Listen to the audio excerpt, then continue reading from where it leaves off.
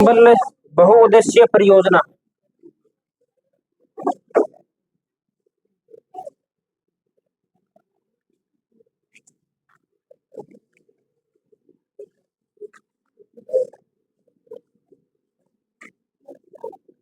इसके बारे में हमने क्या बात की थी कल? चार तो बांधों की बात की है हमने। और किन राज्यों की संयुक्त परियोजना है? राजस्थान और मध्य प्रदेश की संयुक्त परियोजना है। 50:50 में संयुक्त परियोजना है। और कितने बांध बने हुए हैं? 4 बांध बने हुए हैं। थोड़ी सी इसमें अपने बात कर लेते हैं कि इसका जो निर्माण का जो चरण है वो किस प्रकार है। तो हम लिखते हैं निर्माण के चरण। कितने चरणों में निर्माण हुआ है इस परियोजना का? 3 चरणों में इस परियोजना का, 3 चरण के अंदर इस परियोजना का निर्माण हुआ है। प्रथम, द्वितीय और तृतीय चरण। तो लिख दीजिए प्रथम, द्वितीय और तृतीय। सबसे पहले अपने बात करते हैं इसमें प्रथम चरण। प्रथम चरण की शुरुआत होती है 1960 में। प्रथम चरण में या प्रथम चरण की जो शुरुआत मानी जाती है वो 1960 से मानी जाती है। और प्रथम चरण में कितने बांधों का निर्माण होता है? 2 बांधों का निर्माण किया जाता है। कौन कौन से 2 बांध? तो एक तो मध्य प्रदेश में स्थित है, नाम क्या है? गांधी सागर बांध। और दूसरा बांध जो बनाया जाता है वो राजस्थान में बनाया जाता है। दूसरे बांध का नाम है कोटा बैराज। दूसरे बांध का नाम क्या है? कोटा बैराज। दूसरे चरण की अपने बात करें, द्वितीय चरण 1970 में शुरू होता है और यहां पर एक बांध का निर्माण किया जाता है। कौन सा बांध है? राणा प्रताप सागर बांध। राणा प्रताप सागर बांध। अब बात करते हैं अपने तीसरे चरण की।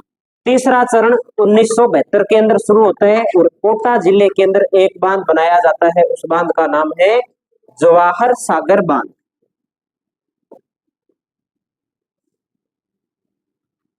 जवाहर सागर बांध।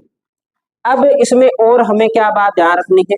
और हम इसमें थोड़ी सी ये बात ध्यान रख सकते हैं कि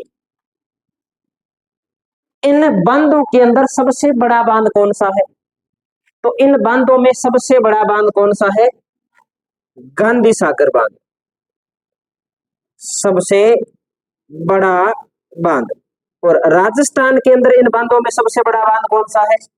तो राणा प्रताप सागर राजस्थान में सबसे बड़ा बांध। एक ये बात ध्यान रखिए। बाकी जितने भी बांध है सारों से अपने क्या सिंचाई सुविधा उपलब्ध है, पहले, दूसरे, तीसरे और चौथे बांध से। लेकिन विद्युत उत्पादन की बात करें तो कोटा बैराज विद्युत उत्पादन नहीं करता। बाकी सारे बांध सिंचाई के साथ में विद्युत उत्पादन करते हैं। तो लिखेंगे इसके आगे एक बात लिख देंगे, केवल सिंचाई परियोजना। केवल सिंचाई सुविधा उपलब्ध है कोटा बैराज से, यहाँ पर विद्युत का उत्पादन नहीं किया जाता है। ये बात हमें ध्यान में रखनी है।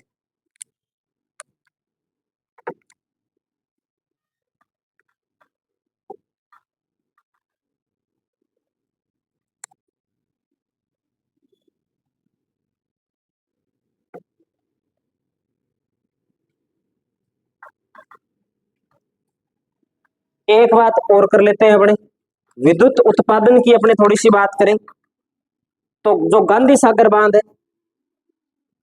इसी के साथ ही लिख लें, क्या अलग से लिखें? इसी में लिख लेते हैं। गांधी सागर बांध से विद्युत उत्पादन होता है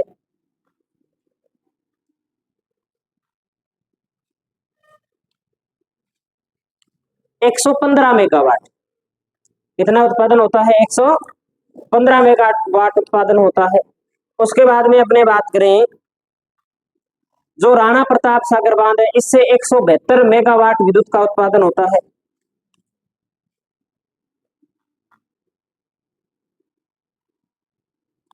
कोटा बैराज से होता नहीं है। और उसके बाद में कौन सा बांध है? जवाहर सागर बांध। और जवाहर सागर बांध से 99 मेगावाट विद्युत का उत्पादन होता है। अब जितनी भी यहाँ पर विद्युत उत्पादित हो रही है उसकी 50% विद्युत किसकी है? किसकी हिस्सेदारी की है? राजस्थान की हिस्सेदारी की है। और 50% जो हिस्सेदारी है वो मध्य प्रदेश की है।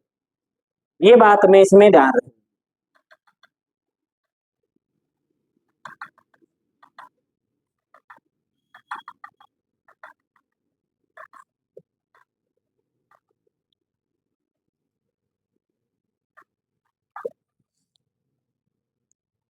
अगली परियोजना पढ़ते हैं। इसके बाद हम चंबल बहुउद्देश्य परियोजना के बाद में हम पढ़ते हैं माही बजाज सागर परियोजना। माही बजाज सागर परियोजना।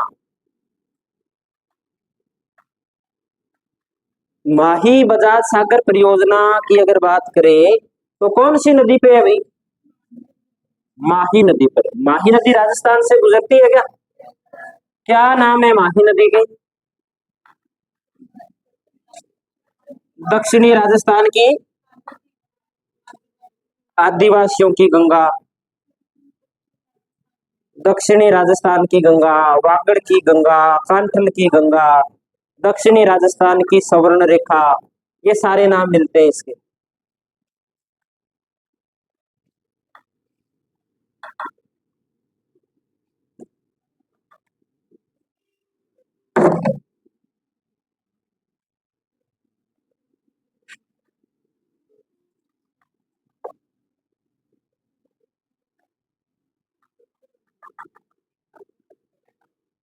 बना लिया होगा सभी ने।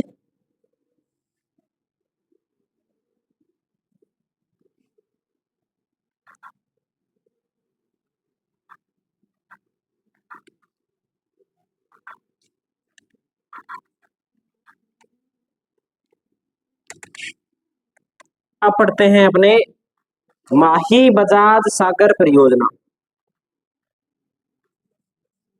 अगली परियोजना का नाम है माही बजाज सागर परियोजना। कौन से जिले से संबंधित है? बांसवाड़ा जिले से संबंधित है ये परियोजना। तो लिखेंगे बांसवाड़ा। कौन से राज्यों की संयुक्त परियोजना है? तो राजस्थान और गुजरात की संयुक्त परियोजना है। तो लिखेंगे राजस्थान व गुजरात की संयुक्त परियोजना। राजस्थान व गुजरात की संयुक्त परियोजना। अगली बात करें इसी परियोजना के बारे में, इसमें राजस्थान की हिस्सेदारी कितनी है? तो राजस्थान की हिस्सेदारी है 45%। राजस्थान की हिस्सेदारी कितनी है? 45%। और गुजरात की हिस्सेदारी कितनी है? 55%। 45:55 के अनुपात के अंदर इस परियोजना का संचालन किया जाता है। इसका निर्माण कब शुरू होता है? तो 1972 में इस परियोजना का निर्माण है वो शुरू होता है। तो लिखेंगे निर्माण प्रारंभ, निर्माण प्रारंभ 1972। किसके नाम पे नामकरण किया गया है? किसके नाम पे नामकरण किया गया? जमुना लाल बजाज के नाम पर इस परियोजना का नामकरण किया गया है। आदिवासी क्षेत्र की ये सबसे बड़ी परियोजना है। आदिवासी क्षेत्र कौन सा है? डूंगरपुर, बांसवाड़ा, प्रतापगढ़ वाला क्षेत्र। तो लिखेंगे आदिवासी क्षेत्र की, आदिवासी क्षेत्र की सबसे बड़ी परियोजना। आदिवासी क्षेत्र की सबसे बड़ी परियोजना है ये हमें इसके बारे में बात ध्यान रखनी। कितने चरणों में इस परियोजना का निर्माण हुआ है? तो 2 चरणों में इस परियोजना का निर्माण हुआ है। निर्माण के चरण, निर्माण के चरण 2 चरण है। प्रथम चरण और दूसरा चरण या द्वितीय चरण। देखो, प्रथम चरण में किसका निर्माण हुआ? माही बजाज सागर बांध का निर्माण किया गया। दूसरे चरण में किसका नाम अपने निर्माण किया गया? तो कडाना बांध,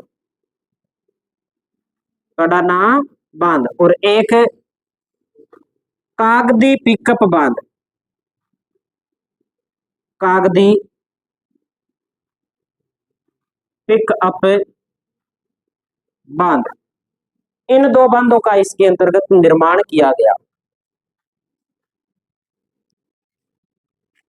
सबसे पहले अपने बात करते हैं, वो बात करते हैं माही बजाज सागर बांध की बात करते हैं। सबसे पहले ऊपर वाला नोट कर लिया क्या सभी ने?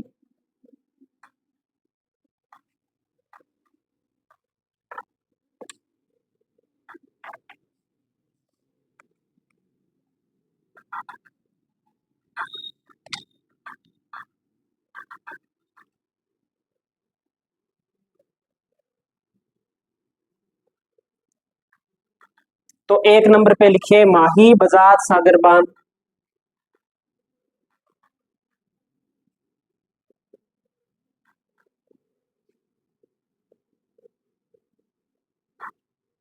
माही बजाज सागर जो बांध है वो बांसवाड़ा जिले के अंदर बोरखेड़ा नामक स्थान पर स्थित है। कौन से स्थान पर स्थित है? बोरखेड़ा। ये राजस्थान का सबसे लंबा बांध है। तो लिखेंगे राजस्थान का सबसे लंबा बांध। अगर राजस्थान का सबसे लंबा बांध है तो लंबाई पता होनी चाहिए। कितनी इसकी लंबाई है? 3109 मीटर इसकी लंबाई है। ये बात भी हमें ध्यान रखनी है। और एक बात ये ध्यान रखनी है कि यहाँ पर 140 मेगावाट विद्युत का उत्पादन होता है। कितनी विद्युत का उत्पादन होता है? 140 मेगावाट विद्युत का उत्पादन, जिसका पूर्णतः उपयोग, जिसका पूर्णतः उपयोग कौन करता है? राजस्थान करता है। जितनी भी यहाँ पर विद्युत का उत्पादन होता है उसका उपयोग कौन करता है? राजस्थान करता है। ये बात भी हमें याद रखनी है इसमें।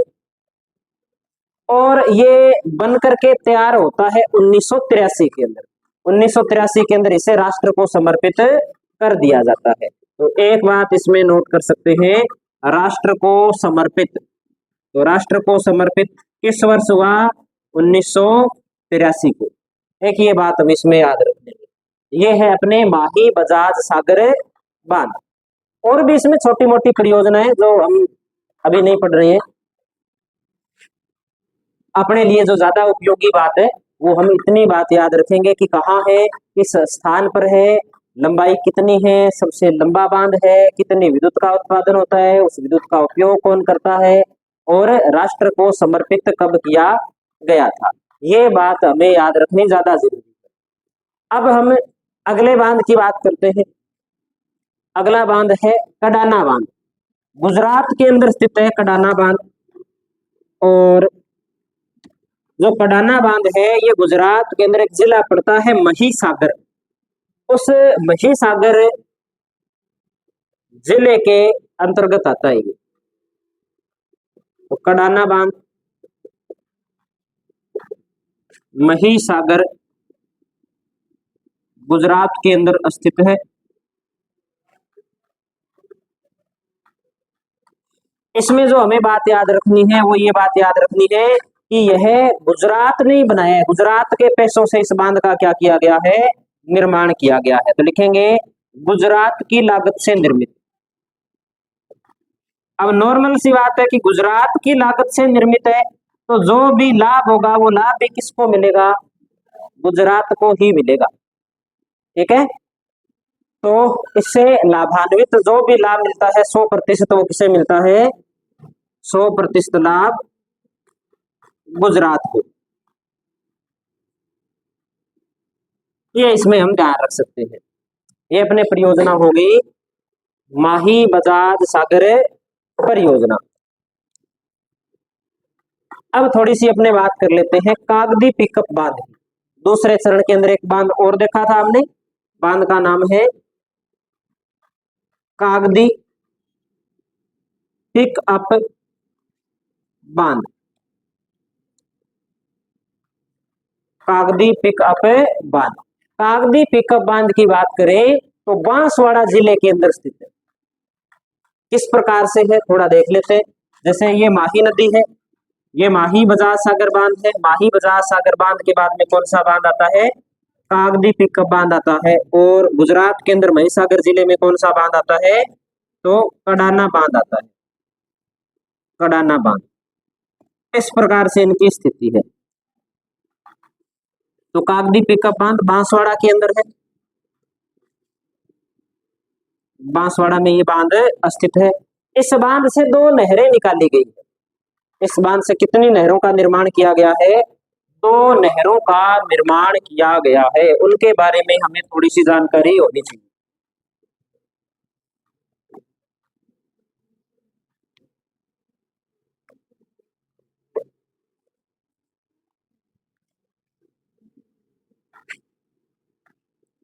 कागदी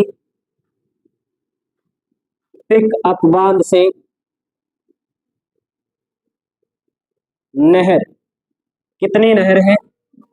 दो नहर है। एक नहर का नाम है बाई नहर, या जिसे बाई नहर कहा जाता है, और एक को कहा जाता है दाई नहर। प्रारंभ में इनके नाम बाई नहर और दाई नहर थे, लेकिन बाद में इनके नाम क्या कर दिए गए? परिवर्तित कर दिए गए। जो बाई नहर है, बाई नहर को जाना जाता है आनंदपुरा भोकिया नहर। किस नाम से जाना जाता है? आनंदपुरा भूकिया नहर के नाम से जाना जाता है। और बांसवाड़ा जिले के अंदर ये सिंचाई सुविधा उपलब्ध करवाती है। तो इससे कौन से जिले को लाभ मिलता है? बांसवाड़ा को इससे लाभ मिलता है। दूसरी है दाई नहर। दाई नहर का नाम है भिखाभाई सांगवाड़ नहर परियोजना। भिखाभाई सांगवाड़ नहर, इससे लाभ मिलता है ज्यादा मात्रा के अंदर डूंगरपुर जिले को। एक ये बात हमें इसमें याद रखनी है। अब तक जो हमने परियोजना पढ़ी थी, अब तक हमने एक परियोजना पढ़ी है भाखड़ा नांगल, एक हमने पढ़ी है व्यास परियोजना, एक हमने इसके बाद में पढ़ ली चंबल बहुउद्देश्य परियोजना, एक पढ़ ली हमने माही बजाज सागर जो परियोजना है। ये सारी बहुउद्देश्य परियोजना है, एक से अधिक उद्देश्य थे इनके। अब इसके बाद में जो अपने पढ़ेंगे वो अपने पढ़ेंगे राजस्थान में वृहत सिंचाई परियोजना।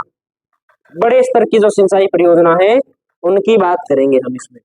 ये नोट कर लिया होगा सभी ने, साफ कर देंगे इसको।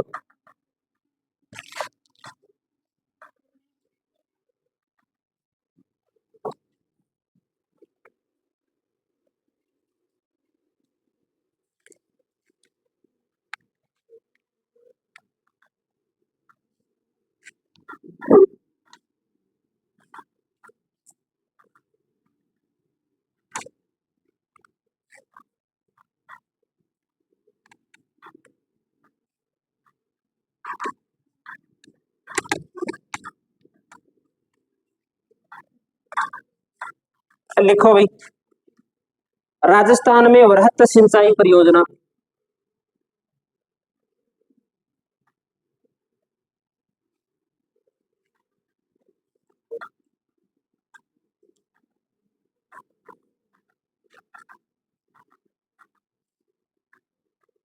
राजस्थान में वृहत सिंचाई परियोजना। इसमें लिखिए आप, मैं बोलता हूं आप लिखो। वृहत सिंचाई परियोजना में लिखिए आप, ऐसी सिंचाई परियोजना, ऐसी सिंचाई परियोजना जिससे, ऐसी सिंचाई परियोजना जिससे 10,000 हेक्टेयर, जिससे 10,000 हेक्टेयर, 10,000 हेक्टेयर से अधिक क्षेत्र पर, 10,000 हेक्टेयर से अधिक क्षेत्र पर सिंचाई की जाती है।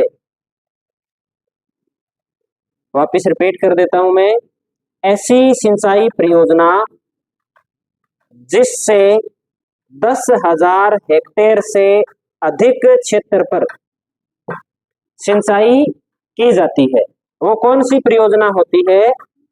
वृहत सिंचाई परियोजना के अंतर्गत आती है। कितनी संख्या है राजस्थान में इनकी? 8 संख्या है। एक नंबर पे शुरू करते हैं। सबसे पहले नर्मदा नहर परियोजना, नर्मदा नहर परियोजना, नर्मदा नहर परियोजना। आप लिख नहीं रहे तो फिर बातें क्यों कर रहे हो? नर्मदा नहर परियोजना। अब ये नर्मदा नहर परियोजना है, ये अकेले राजस्थान की कोई सिंचाई परियोजना नहीं, ये कई देशों की संयुक्त परियोजना है। जैसे जैसे गुजरात है, राजस्थान है, मध्य प्रदेश है, महाराष्ट्र है, इन सभी जिलों, इन्हीं सभी राज्यों की क्या है, ये संयुक्त परियोजना है। तो लिखेंगे राजस्थान, मध्य प्रदेश, गुजरात, महाराष्ट्र की संयुक्त परियोजना। लेकिन हम जो इसमें पढ़ेंगे वो हम ये पढ़ेंगे कि इस परियोजना से राजस्थान को क्या लाभ है और राजस्थान के कितने क्षेत्र पर सिंचाई सुविधा इससे उपलब्ध होती है। तो लिखते हैं अपने कि इस परियोजना का उपनाम क्या है। तो लिखिए उपनाम। उपनाम में हम 2 उपनाम लिख सकते हैं इस परियोजना के। एक तो इसे बोलते हैं सरदार सरोवर परियोजना और एक इसे कहा जाता है मारवाड़ की जीवन रेखा। एक तो इसका नाम क्या मिलता है, सरदार सरोवर परियोजना, और दूसरी इस परियोजना को कहा जाता है मारवाड़ की जीवन रेखा। मारवाड़ की जीवन रेखा के नाम से इसे जाना जाता है। अब इसमें अपने बात करें कि किस प्रकार से इसकी स्थिति है, वो हम देख लेते हैं। तो हमें ध्यान रखना है कि नर्मदा एक नदी है, नर्मदा नदी आती है मध्य प्रदेश की ओर से, मध्य प्रदेश की ओर से आती है गुजरात के अंदर, और गुजरात में इस नदी पर एक बांध बना हुआ है। इस बांध का नाम है सरदार सरोवर बांध, और इस सरदार सरोवर बांध से एक नहर निकाली गई है। इस नहर का नाम क्या है, नर्मदा नहर। कौन सी नहर है ये, नर्मदा नहर, जो पहले तो चलती है गुजरात के अंदर और गुजरात के बाद में किसमें प्रवेश कर जाती है, राजस्थान के अंदर प्रवेश कर जाती है। और राजस्थान के अंदर एक तो जो वर्तमान के अंदर नया जिला बना है सांसोर, और एक जिला है बाड़मेर। इन 2 जिलों के अंदर सबसे ज्यादा सिंचाई सुविधा उपलब्ध करवाती है। तो हमें एक तो ये डायग्राम बना लेना है बिल्कुल ऐसा कि जो नर्मदा नदी है, नर्मदा नदी, नर्मदा नदी मध्य प्रदेश की ओर से आती है, गुजरात के अंदर आती है। गुजरात के अंदर इस नदी पर एक बांध बना हुआ है, इस बांध का नाम है सरदार सरोवर बांध। इस सरदार सरोवर बांध से एक नहर निकाली गई है जो गुजरात में और राजस्थान में सिंचाई सुविधा उपलब्ध कराती है। इस नहर का नाम है नर्मदा नहर। कुछ दूरी इसकी गुजरात में है और उसके बाद में ये नहर कहाँ प्रवेश कर जाती है, राजस्थान के अंदर। और राजस्थान के अंदर कौन से दो जिलों के अंदर सिंचाई सुविधा उपलब्ध कराती है, तो सांसौर और बाड़मेर जिले के अंदर ये सिंचाई सुविधा उपलब्ध करवाती है। बिल्कुल ऐसा बना लीजिए, ऐसा बनाने से हमारे दिमाग में रह जाएगी इसकी फोटो भी, नदी कहाँ से आ रही है, बांध कहाँ है, नहर कहाँ से इससे निकलती है।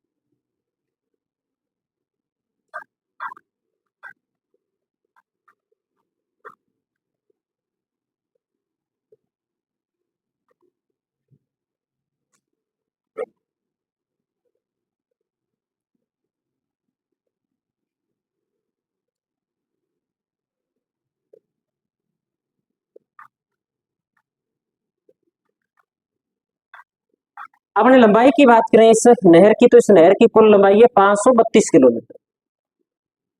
कुल लंबाई कितनी है, 532 किलोमीटर।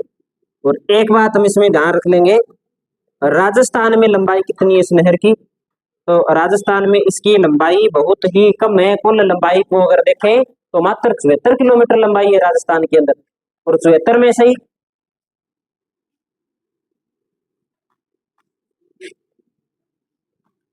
सांसौर के अंदर इसकी लंबाई है वो ज्यादा है।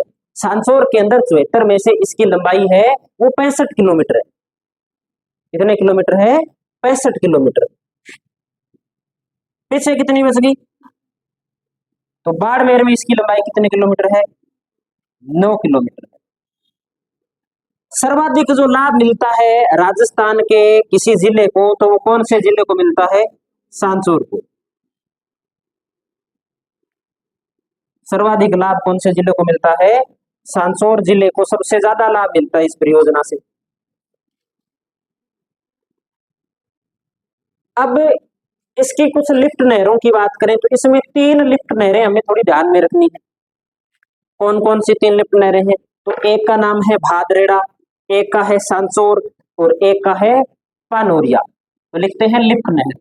इसकी लिफ्ट नहर कौन कौन सी है, एक का नाम मिलता है भादरेड़ा, सांसौर और पनोरिया। लिफ्ट नहर किस नहर परियोजना से संबंधित है, नर्मदा नहर परियोजना से संबंधित है। कुल लंबाई 74 किलोमीटर है राजस्थान के अंदर। और वैसे अगर पूरी लंबाई की बात करें गुजरात और राजस्थान के अंदर, तो 532 किलोमीटर है। राजस्थान में 74 है, जिसमें से 65 किलोमीटर सांसौर में है और 9 किलोमीटर कहां पर है, बाड़मेर के अंदर है।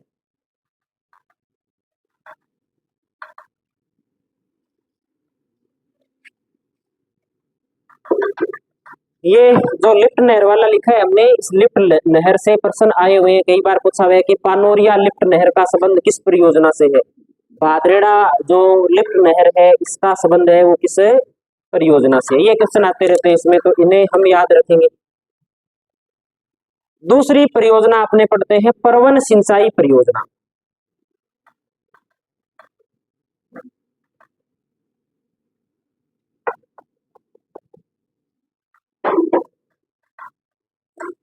ये नोट कर लिया क्या सभी ने?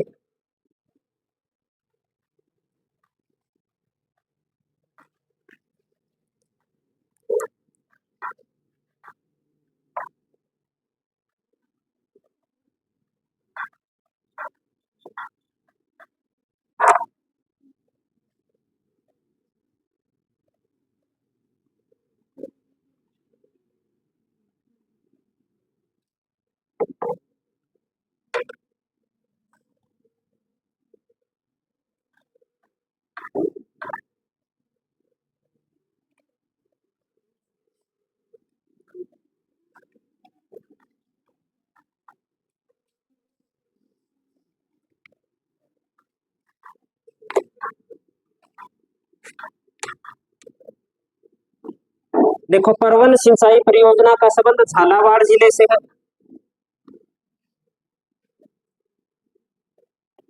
परवन सिंचाई परियोजना कौन से जिले में स्थित है? झालावाड़ में। नदी कौन सी है? तो नदी है परवन। परवन किसकी सहायक नदी है?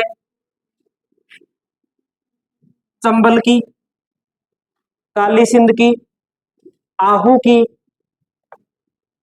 या इनमें से कोई नहीं? किसकी सहायक नदी है परवन? काली सिंध की, चंबल की, आहू की, किसकी है? आहू की। कब से? आज से बना दी? अभी से? देखो कॉपी खोल के, सारे ऑप्शनों पे आ गए आप लोग। लाभान्वित जिले, लाभान्वित जिले। क्या ऐसा कोई डायग्राम याद नहीं है आप लोगों के? ये चंबल नदी है, ये काली सिंध नदी है, इसमें परवन मिल रही है, ये आहू मिल रही है, ये चोली मिल रही है, तो ये काली सिंध है, ये परवन है। किसकी सहायक हुई? काली सिंध की। लाभान्वित जिले, एक तो लिखना है कोटा, एक लिखना है इसमें झालावाड़, और झालावाड़ के अलावा एक हम इसके अंदर पढ़ेंगे बारां। बारां, इसका शिलान्यास किसने किया था?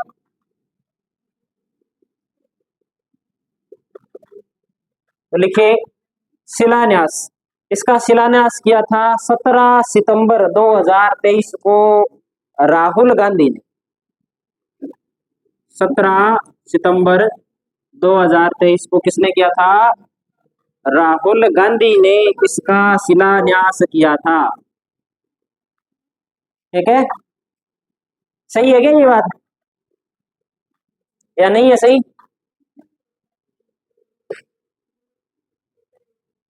अगली परियोजना पढ़ते हैं इसके बाद।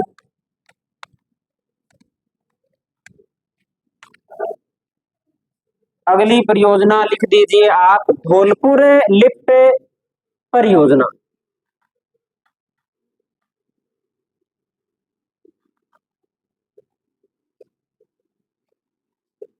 धौलपुर लिफ्ट परियोजना चंबल नदी के ऊपर स्थित है ये, और धौलपुर जिले के अंदर आती है। कोई सागरवाड़ा गांव आता है, वहां पर ये स्थित है। तो लिखेंगे चंबल नदी,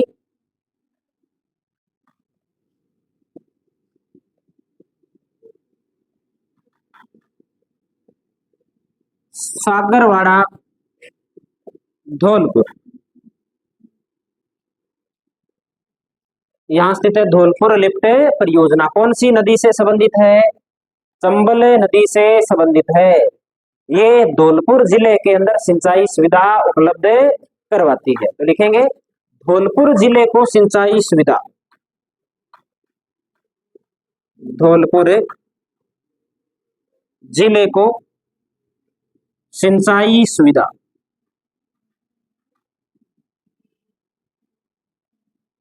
उपलब्ध करवाती है। ये कितने नंबर परियोजना थी ये? 3 नंबर। 4 नंबर पे लिखो इसके बाद मरु क्षेत्र जल पुनर्गठन परियोजना। मरु क्षेत्र जल पुनर्गठन परियोजना। देखो मरु क्षेत्र जल पुनर्गठन परियोजना, मरु क्षेत्र कौन सा? पश्चिमी राजस्थान वाला। और पश्चिमी राजस्थान की सबसे बड़ी परियोजना सिंचाई की दृष्टि से इंदिरा गांधी नहर परियोजना। आपने देखा है कि लगभग 2000 अपने कितने से शुरू हुआ था इसका निर्माण? 2017 के आसपास हुआ था ना। इंदिरा गांधी नहर पुनः बननी शुरू हुई थी। इंदिरा गांधी मुख्य नहर, इंदिरा गांधी नहर की शाखाएं जैसे अनूपगढ़ शाखा, सूरतगढ़ शाखा, और इन शाखाओं की उपशाखाएं वितरिकाएं, और वितरिकाओं के बाद में आगे जो अपने खेतों में खाड़े आते हैं वो सारे दोबारा बन रहे, सारे के सारे दोबारा बन रहे हैं। इससे फायदा होना है कि नुकसान होना है? बताओ। फायदा होगा। फायदा क्या होगा इससे? जहां सेम की समस्या है वहां उसका समाधान हो जाएगा। नुकसान क्या इसका?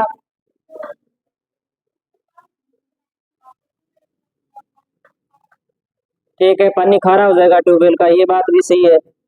और क्या नुकसान होगा या और फायदा क्या होगा? नहीं पता।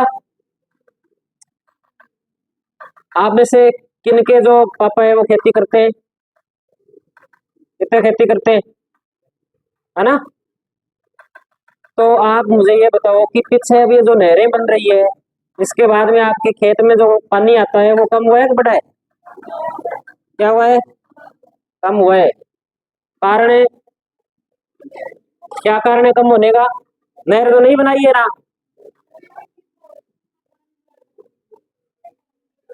नहर छोटी बना दी। नहर क्या बना दी? छोटी बनी है नहर। तो नहर छोटी बनी है तो जो पानी आता था वो पानी गया कहाँ? उस पानी का पुनर्गठन किया गया है। परियोजना का नाम क्या है? मरु क्षेत्र जल पुनर्गठन परियोजना। इस परियोजना के तहत इंदिरा गांधी नहर परियोजना के प्रथम चरण के पानी का हिस्सा काट करके जैसलमेर, जोधपुर, बाड़मेर वाले क्षेत्र के अंदर दिया जाएगा। ठीक है, आई बात समझ में? कुछ दिया जाएगा क्या? दिया जा चुका है और अपने क्षेत्र का पानी है वो कम हो गया। तो ये कौन सी परियोजना है? मरु क्षेत्र जल पुनर्गठन परियोजना है। ये जो अपने लिए हानिकारक है, ये अपने लिए फायदेमंद नहीं। तो लिखते हैं इसमें, लिखो इंदिरा गांधी नहर परियोजना के, इंदिरा गांधी नहर परियोजना के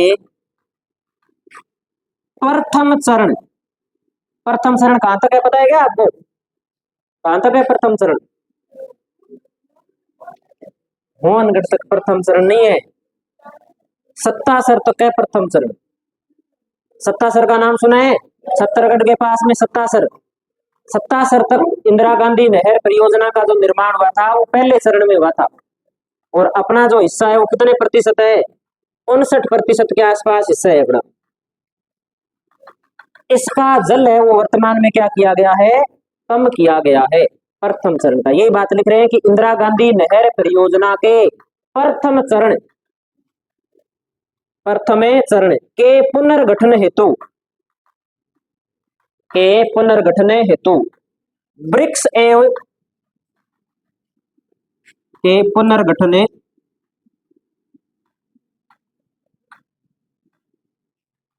हेतु ब्रिक्स देशों तथा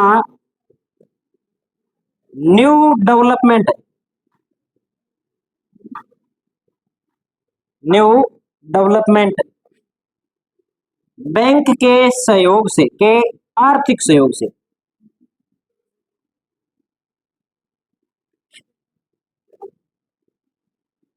से वित्त पोषित परियोजना, वित्त पोषित परियोजना। इस काम को करने के लिए पैसे कौन दे रहे हैं? एक तो ब्रिक्स देश दे रहे हैं और एक जो बैंक है, बैंक का नाम क्या है? New development bank. इन्हें क्या मिल रहा है? इनसे पैसा लिया जा रहा है, ये पैसे दे रहे हैं अपने को और अपने इस नहर का क्या कर रहे हैं? पुनः निर्माण कर रहे हैं। उद्देश्य इनका क्या रखा गया है? तो उद्देश्य हम लिख लेते हैं, इंदिरा गांधी नहर परियोजना के जल रिसाव को रोकना। उद्देश्य है इंदिरा गांधी नहर परियोजना के जल रिसाव को रोकना व जलापूर्ति बढ़ाना, वह जलापूर्ति बढ़ाना। आपने देखते हो ना कि हर साल ही 2 महीने पानी बंद कर देते हैं, वो इसी परियोजना के कारण होता है बंद। कहते ना 70 दिनों की बंदी दे दी अब की बार 60 दिनों की बंदी है, अब की बार 45 दिन से पानी आएगा। इसी परियोजना के कारण, मरु क्षेत्र जल पुनर्गठन परियोजना के कारण है। अगली परियोजना लिखते हैं अपने 5 नंबर पे, लिखिए पीपल खूट परियोजना। पीपल खूट परियोजना। टाइम तो नहीं हुआ ना अभी?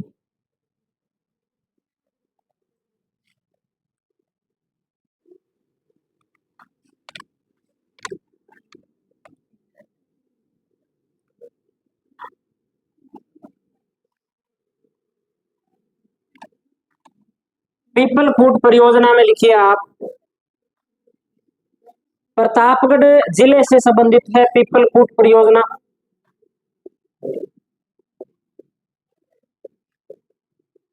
कौन से जिले से संबंधित है? प्रतापगढ़ से। देखो इस परियोजना का क्या उद्देश्य है? तो इस परियोजना का उद्देश्य है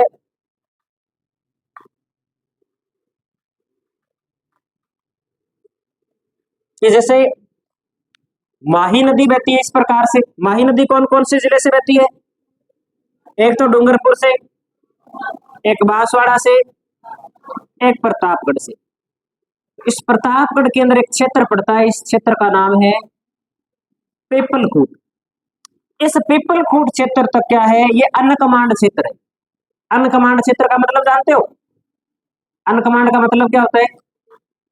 अनकमांड का मतलब होता है कि जहां सिंचाई सुविधा उपलब्ध नहीं, उसे अनकमांड बोलते हैं। और कमांड का मतलब होता है जहां सिंचाई सुविधा उपलब्ध है। एक तो नहरी भूमि होती है जिसे कमांड बोलते हैं, जहां वो बिरानी भूमि होती है उसे अनकमांड बोलते हैं। तो ऐसे कह सकते हैं कि प्रतापगढ़ जिले के अंदर जो पीपलखूट वाला क्षेत्र है वो बिरानी क्षेत्र है, और माही नदी के अंदर पानी खूब है। तो माही नदी के पानी का उपयोग करके पीपलखूट क्षेत्र के अंदर सिंचाई सुविधा उपलब्ध कराने के लिए जो परियोजना बनाई गई है, उस परियोजना का नाम क्या है? पीपलखूट परियोजना है। लिख देते हैं इसमें एक लाइन अपने, लिखिए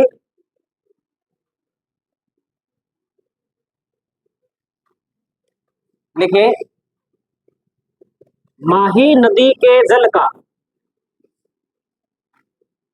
उपयोग कर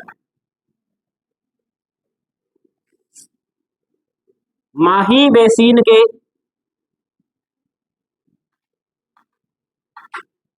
अनकमांड क्षेत्र, अनकमांड क्षेत्र में सिंचाई सुविधा उपलब्ध करवाना।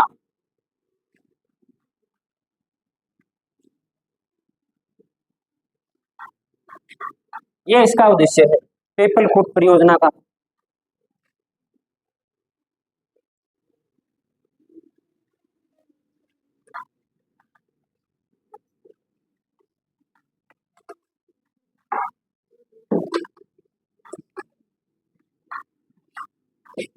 कर लिया नोट सभी ने? अगली परियोजना लिखो इसके बाद में, नोनेरा बांध परियोजना। कितने नंबर है? नोनेरा बांध परियोजना, नौनेरा बांध परियोजना।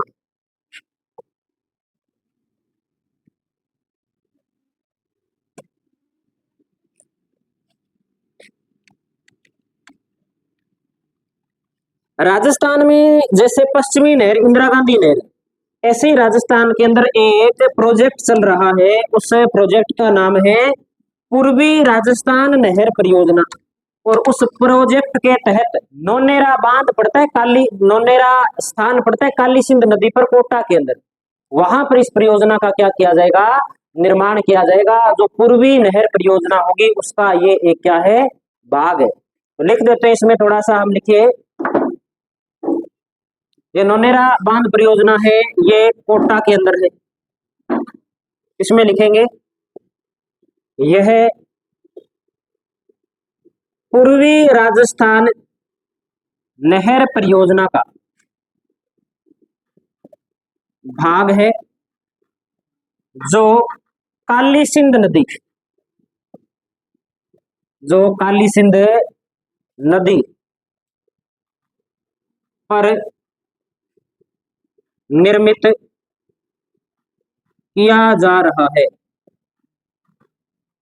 बनास नदी हो गई, चंबल हो गई, काली सिंध हो गई, परवन, आहू, जो भी पूर्वी राजस्थान की नदियां हैं, उन सभी नदियों के जल का उपयोग करके पूर्वी राजस्थान के जिलों के अंदर एक नहर बनाई जाएगी, बड़ी इंदिरा गांधी नहर जैसी, जिसे हम किस नाम से जानेंगे, पूर्वी राजस्थान नहर परियोजना के नाम से जानेंगे।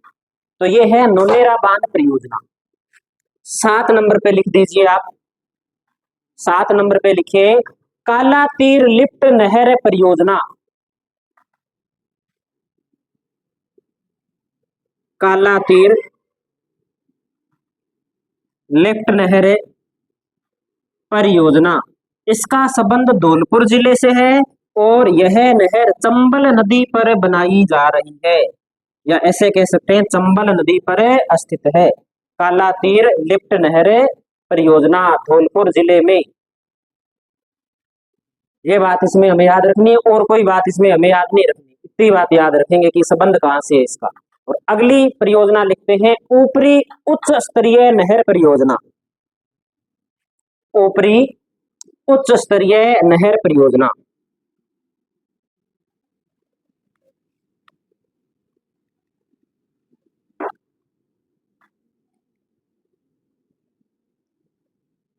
इस परियोजना का संबंध है बांसवाड़ा से। कौन से जिले से संबंध है, बांसवाड़ा से। और नदी कौन सी है, अनास। अनास नदी किसकी सहायक नदी है, बताओ। माही की सहायक नदी है क्या अनास, किस किस के अनुसार है, एक के अनुसार है, बाकी है कि नहीं है, पहले तो बताओ अनास नदी है कि नहीं है, किसकी सहायक नदी है फिर, माही की सहायक नदी है। तो ऊपरी उच्च स्तरीय नहर परियोजना बांसवाड़ा के अंदर है, अनास नदी पर स्थित है। इससे बांसवाड़ा जो जिला है उसकी 6 तहसीलों को लाभ मिलेगा। ठीक है, तो लिखेंगे बांसवाड़ा जिले की 6 तहसीलें लाभान्वित। बांसवाड़ा जिले की 6 तहसीलें लाभान्वित। ये अपने जो वृत्त स्तरीय परियोजना है राजस्थान के अंदर, वो अपनी कंप्लीट होती है। इसके बाद में जो अगली परियोजना अपने शुरू करेंगे, वो कौन सी परियोजना शुरू करेंगे, मध्यम स्तरीय। कौन सी परियोजना, मध्यम स्तरीय। तो आगे हेडिंग लगा दीजिए आप, राजस्थान की मध्यम स्तरीय सिंचाई परियोजना या मध्यम सिंचाई परियोजना।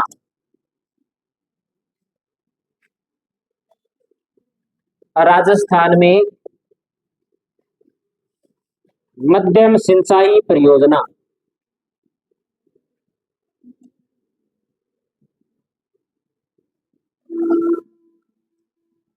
कितनी परियोजना है, कितनी संख्या है, 5 है।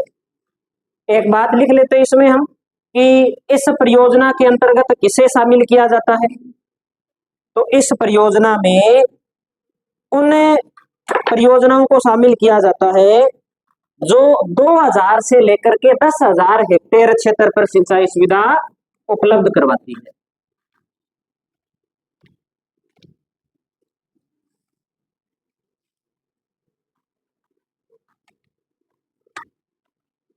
टाइम हो गया क्या? पढ़ा है अभी टाइम? लिखो फिर। वे परियोजना जो 2000 से 10,000 हेक्टेयर क्षेत्र पर सिंचाई सुविधा उपलब्ध करवाती है।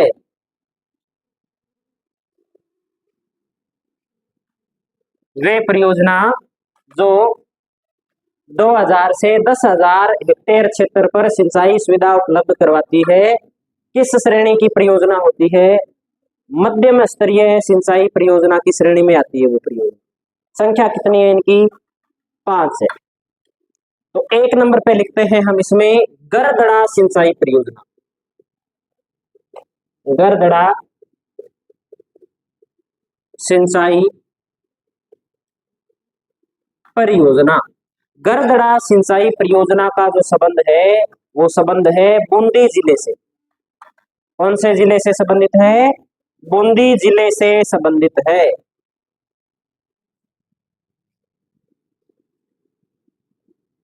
बस इतनी बात हम इसमें याद रखेंगे।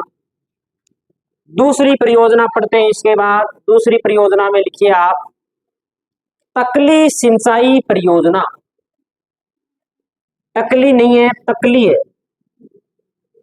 तकली सिंचाई परियोजना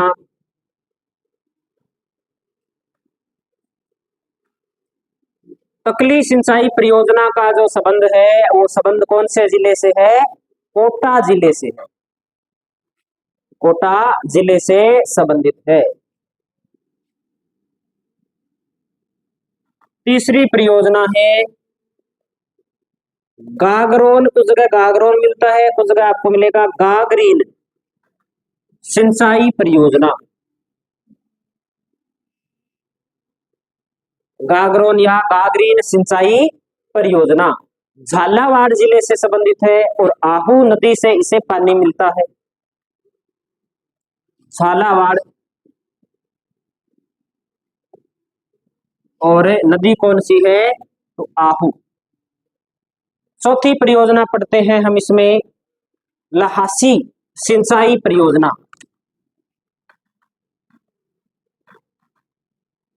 लहासी सिंचाई परियोजना। लासी सिंचाई परियोजना का संबंध है 12 जिले से और 12 जिले के अंदर गांव पड़ता है खजूरिया गांव।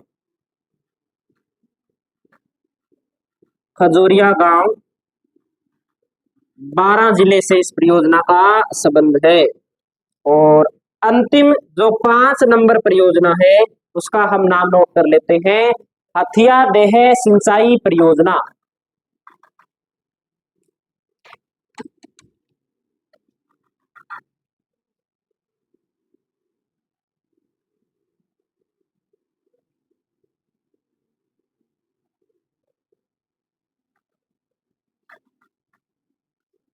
हथिया देह सिंचाई परियोजना और इस परियोजना का जो संबंध है वो 12 जिले से है। तो प्रश्न या तो इन नामों से बन सकता है भी कौन सी परियोजना कहाँ है, या प्रश्न ऐसे भी बन सकता है कि राजस्थान के अंदर पाई जाने वाली मध्यम स्तरीय सिंचाई परियोजना का सर्वाधिक भाग राजस्थान के किस क्षेत्र में पाया जाता है। तो देखो सारी परियोजना देखो, एक बूंदी के अंदर है, दूसरी कोटा में है, तीसरी झालावाड़ में है, चौथी खजूरिया 12 के अंदर है और 5वीं भी कहाँ है? 12 के अंदर है। तो हम ऐसे कह सकते हैं कि ये जो सारी की सारी परियोजनाएं ये हाड़ौती प्रदेश से संबंधित है।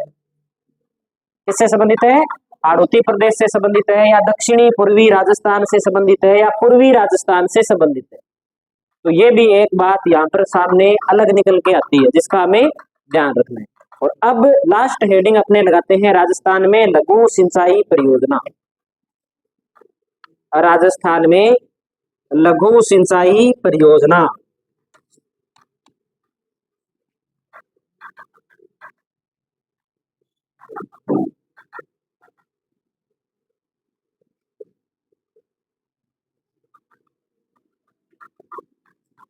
आज वाला घंटा कुछ बड़ा नहीं हो गया क्या? मुझे ऐसे लग रहा है कि घंटा कब का हो गया, और हुआ नहीं अभी, हो गया। इतनी परियोजना पढ़ा दी, अभी 1 घंटा नहीं हुआ। चलो, ये इनकी संख्या कितनी है? 41। इनके बारे में अपने कल पढ़ेंगे, सारी 41 नहीं पढ़ेंगे, अपने बेशक पढ़ेंगे इसमें। हाँ, 15-20 पढ़ लेंगे जो इम्पोर्टेंट है, नाम लिखने। फिर अपने वो पढ़ेंगे थोड़ा सा इंदिरा गांधी नहर के बारे में।